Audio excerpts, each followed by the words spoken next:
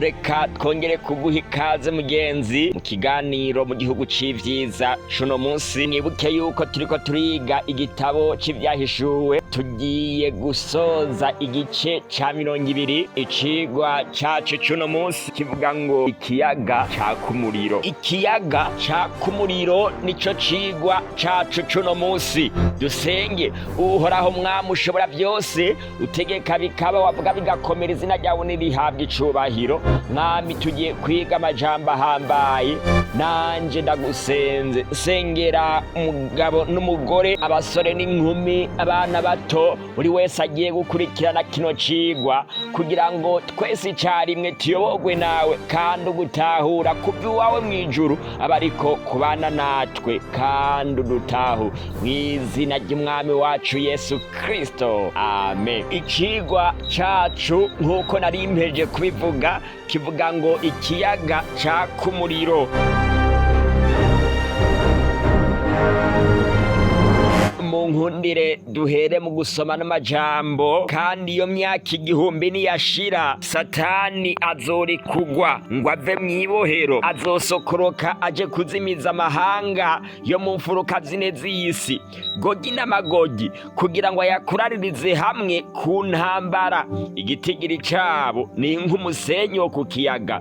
Baraduga bakwira isi yose, bakikizaho ingabo z'abera zisagaje na ca gisagara gikundwa.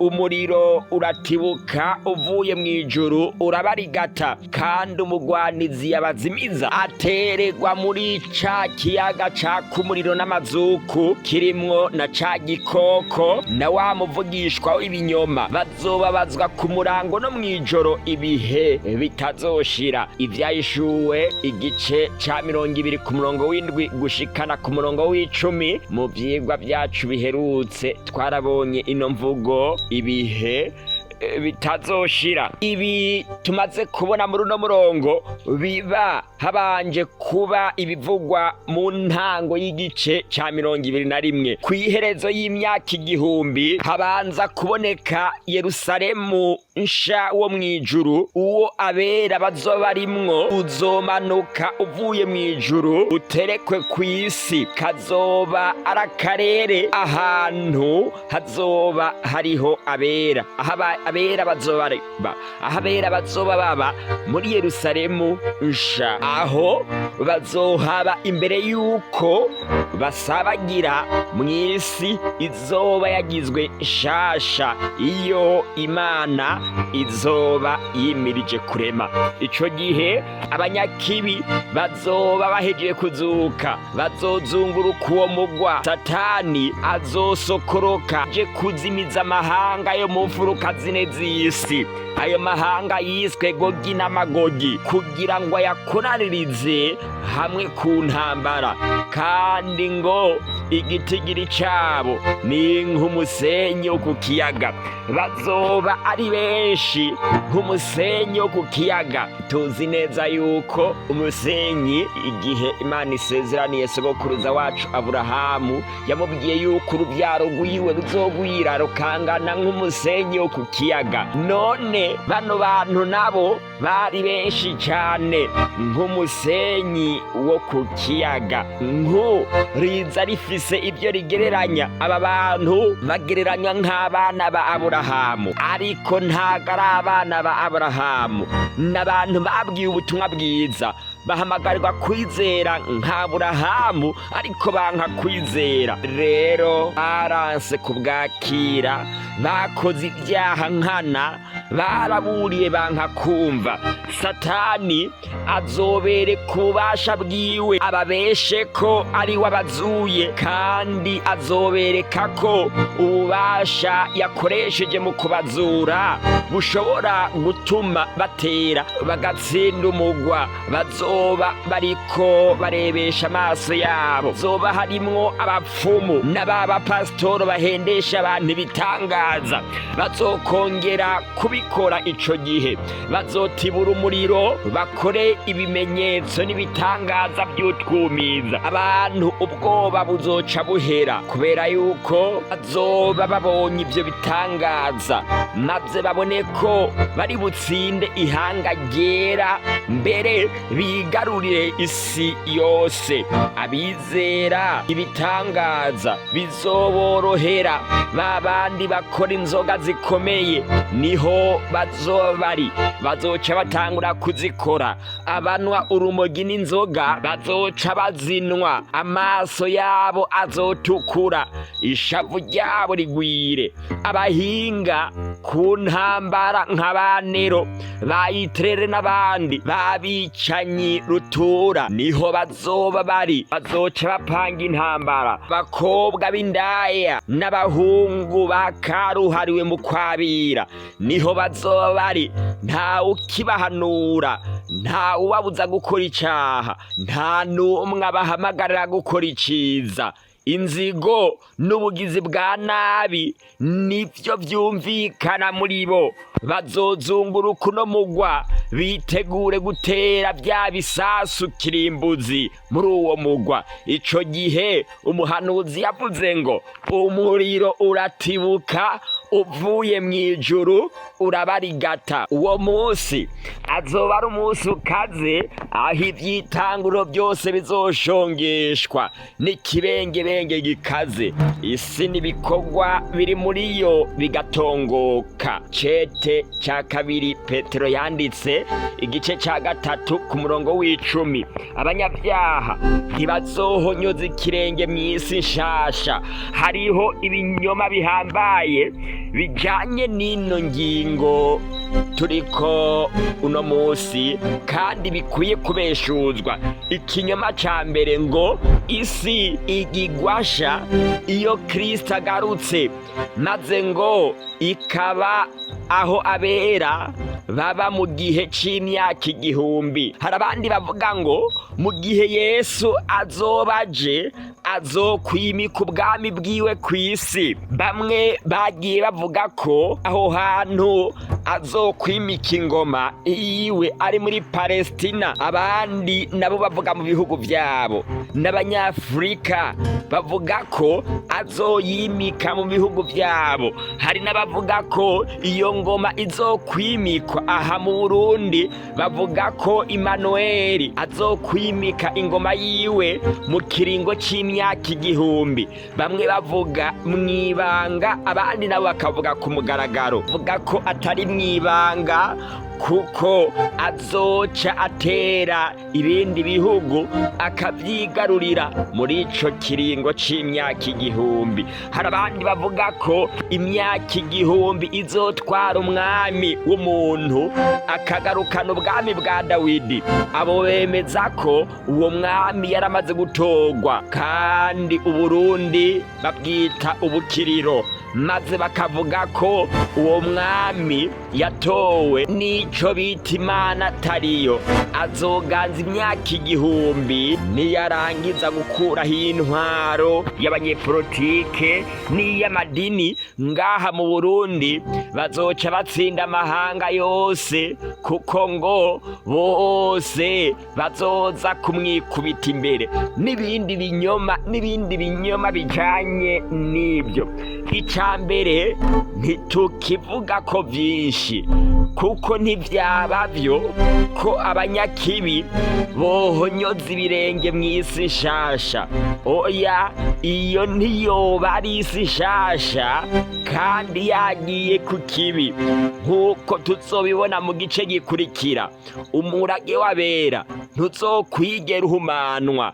Ntago woja ku muntu ahumanye.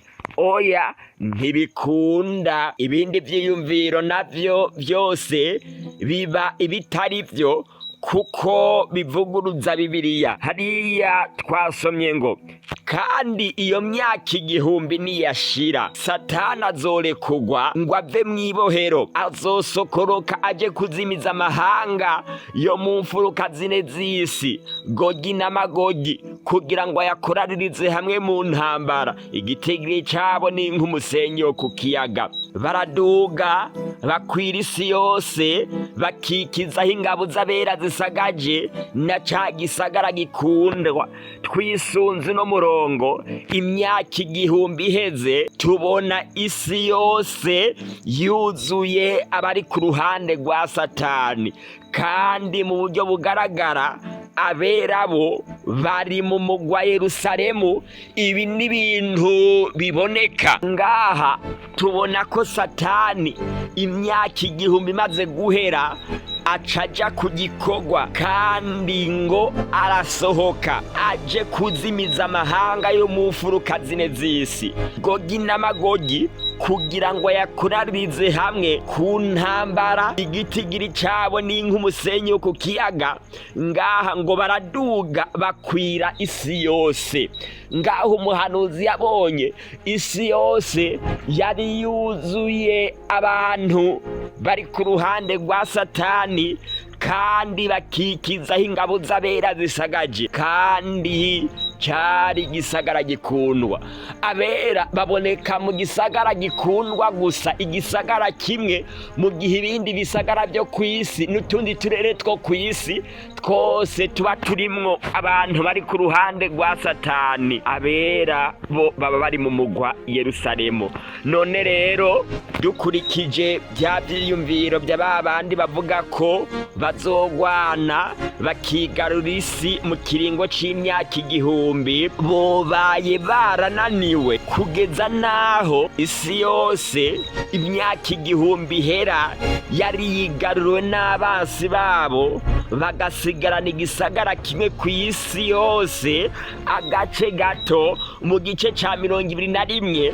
Tuzobibona abera baza ku isi inyuma y'imyaka 1000 bari mu mugwa wera Yerusalemu bavuye mw'ijuru. None rero abavuga ko mu kiringo c'imyaka 1000 abera baba bari ku isi babivuga gute? Kandi tubona imyaka 1000 iheze abera baca bazanana na Yesu bavuye mw'ijuru, igihe umuhanuzi yabona umugwa wera Yerusalemu wururuka uvuye mw'ijuru.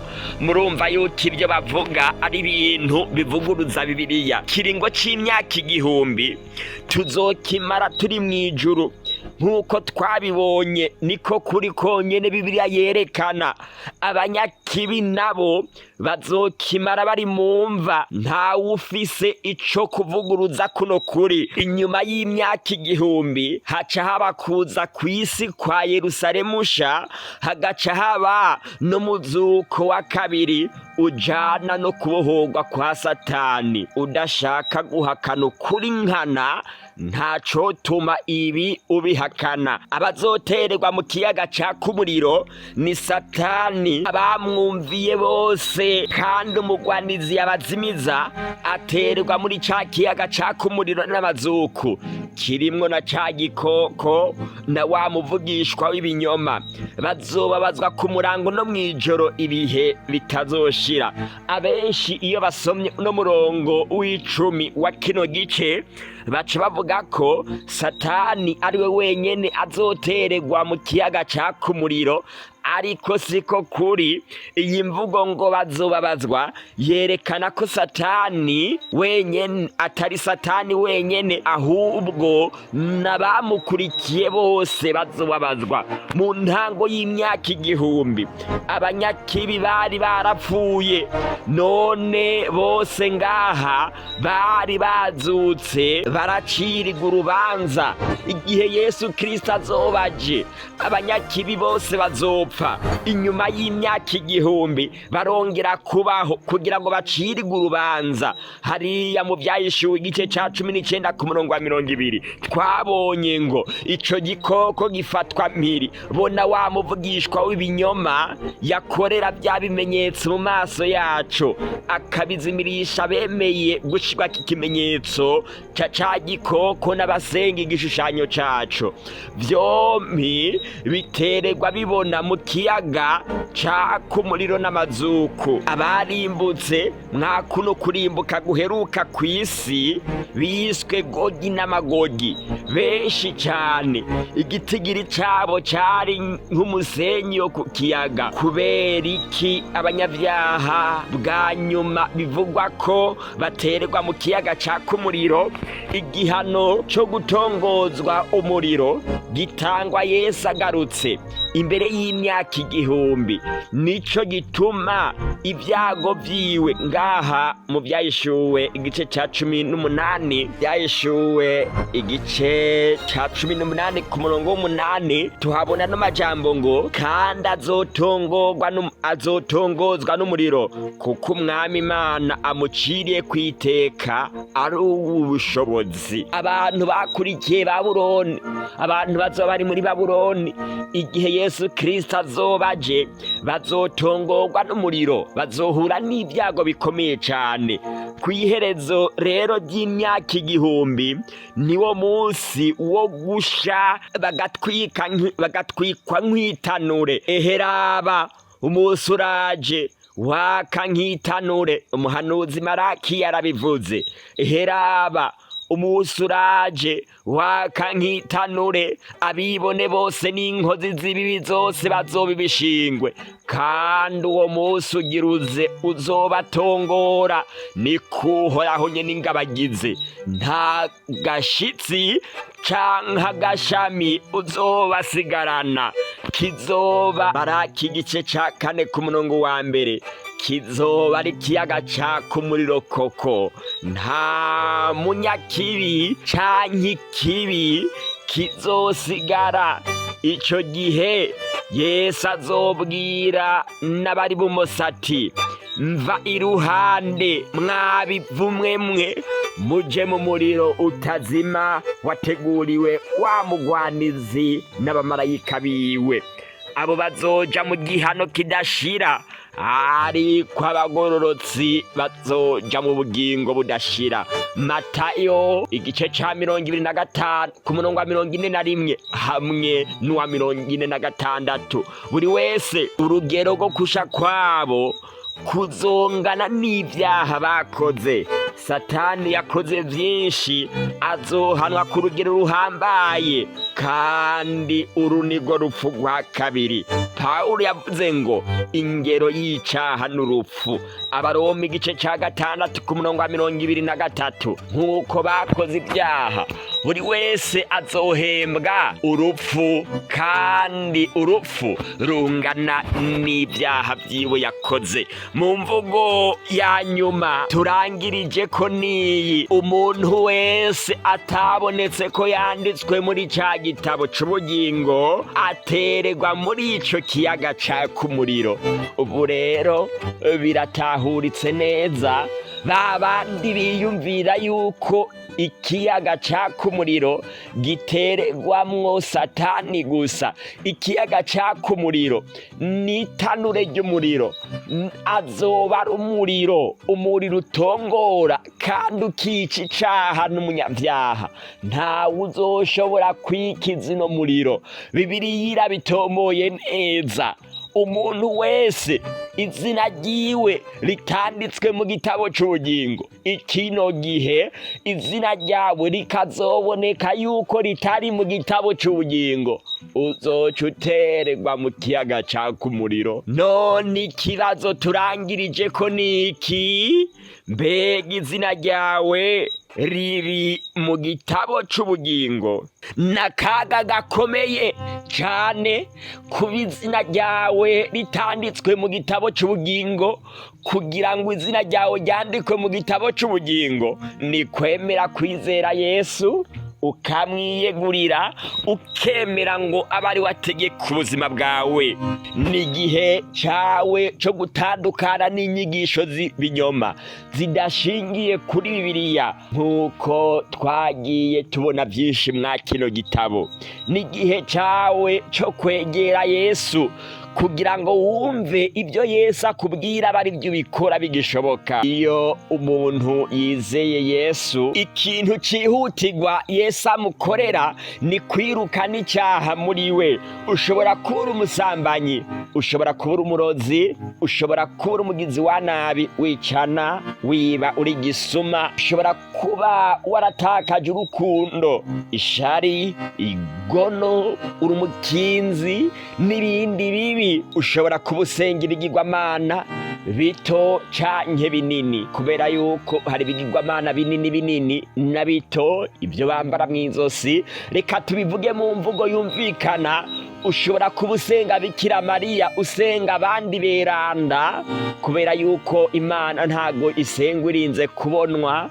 Ushobora kwiyumvira yuko mu guca muri Yesu bisaba uce ku kindi kintu. Genzi, ushobora kuba inyigisho zasizweho n'abantu arizo wumvira cane, ariko iza Bibiliya uriko urazirengagizwa. Ushobora kuba warirengagije itegeko ry'Imana ribuza abantu kuvuga izina ry'Imana kuvy'ubusabusa, ariko wewe gushikana n'uno munsi uricahamagara abantu ngo ni ba padiri, ba papa na ba revera. Twarabonye yuko revera bisobanura kibirengeye, kandi kibirengeye ni Imana yonyene.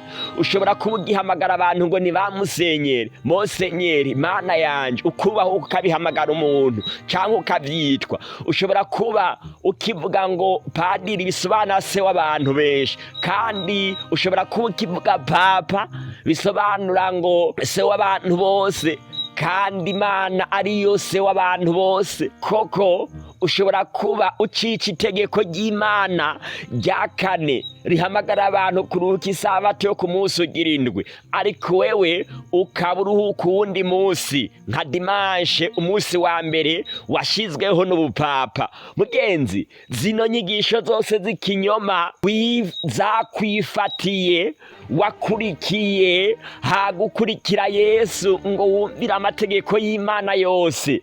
Uno munsi ndaguhamagara kuvavana n'izo nyigisho, ukemera kwizera Yesu. Yesu yiteguriye gufuta ibyaha byawe, maze izina ryawe ryandikwe mu gitabo c'ubugingo. Mwa kino gihe c'urubanza rwa nyuma ruheruka, niwamara gufata ino ngingo ndiko ndakubwira, izina ryawe rimaze kuboneka mwa kino gitabo, nawe uzoba urokotse kino kiyaga caka umuriro.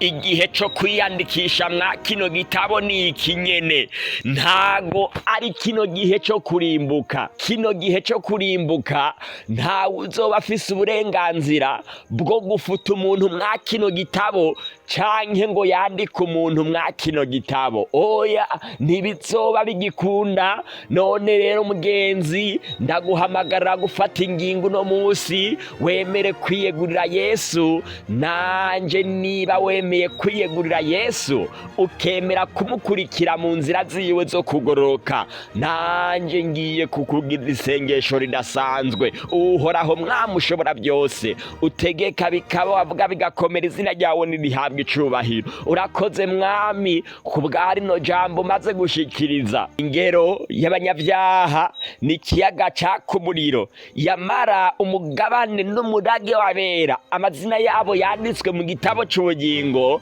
ni ubuzima budashira na Yerusalemu nshasha. None rero Mwami, ndasengeye no mwene data amaze gufata ingingo yo kukwizera. Ino ntambwe ateye irahambaye, nanje ndamusengeye kugira ngo ashishikare no gutera izindi ntambwe, kugira ngo mwa kino gihe izina ryiwe rizoboneke mu gitabo c'ubugingo. Ndanasengeye n'abagifise imitima ikomantaye, abagikekeranya, abadashaka kuvirira inyigisho bonkejwe n'abavyeyi babo, maze ntibabona aho zanditse, ariko bashishikara kumira ku nyigisho z'ikinyoma. Mwami, bano bantu bafise imitima ikomanta, ndabasengeye, zana inyundo udodagure kuri ino mitima yabo, yorohe nk'inyama, ijambo ryawe ryinjire, bamenye yuko wabagendeye, nabo bafata ingingo bahindukire, bifatanye natwe mu rugendo turimwo twerekeza mu bwami bw'Imana. Ndasengeye abatanze imitwaro,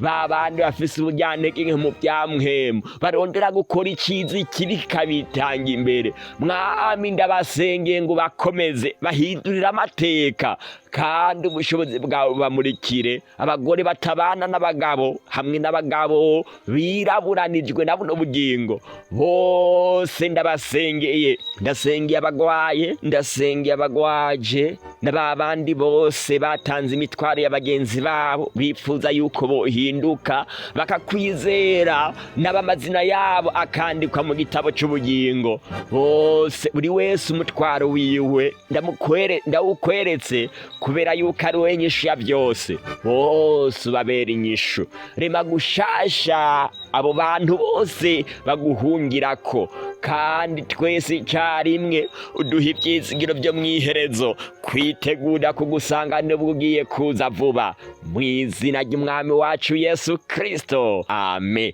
Mugenzi, ntugarukize ngaho, hari n'ibindi byinshi bisaba yuko ushishikara gukora, kandi iyo wizeye Yesu ni byiza yuko wifatanya n'ubwoko bwiwe mu gukomezanya, guhanurana, kwigishanya gukora ibyiza no kujana mu nzira imwe yo gukurikira umwami wacu Yesu Kristo. Gutyo rero bigusaba kutwandikira kuri izi nimero zikurikira: akamenyetso ko guteranya 257 61 208 669, akamenyetso ko guteranya 257 61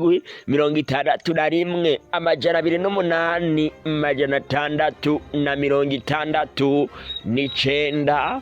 Ukaba wafashijwe na kino kiganiro, ntiwibagire gukora ikibazo canke ikindi kintu wifuza gushikiriza, ushobora kucandika muri commentaire. Uri mushasha mu gukurikirana bino biganiro, tarabikora cukora abone, subscribe, following, suivre, bivana n'ururimi canke urubuga uri kurakoresha mu kudukurikirana. Shubikora kugira ngo bizokorohere kuronka ikiganiro gikurikira. Tukwibutse kandi yuko bino biganiro biraboneka misi yose ya gatanu isaha 12 z'agatondo, hamwe n'imisi yose y'isabato isaha 8:30 z'umuhinga. Ntiwibagire gukora partage kugira ngo buno butumwa bushike no ku bandi. Yesu aguha umugisha, aguhe kwa mu mwizeye ibihe byose. Mwakire ijambo ry'Imana.